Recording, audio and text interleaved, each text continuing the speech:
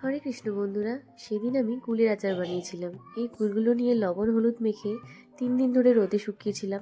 তার মশলাগুলো ধনে জিরে মেথি শুকনো লঙ্কা তেজপাতা আর কিছুটা গুড় নিয়ে নিয়েছিলাম। গুড়ের মধ্যে গরম জল দিয়ে রেখে দিয়েছিলাম আর এই শুকনো লঙ্কার সাথে সাথে মশলাগুলো ভেজে নিয়েছিলাম।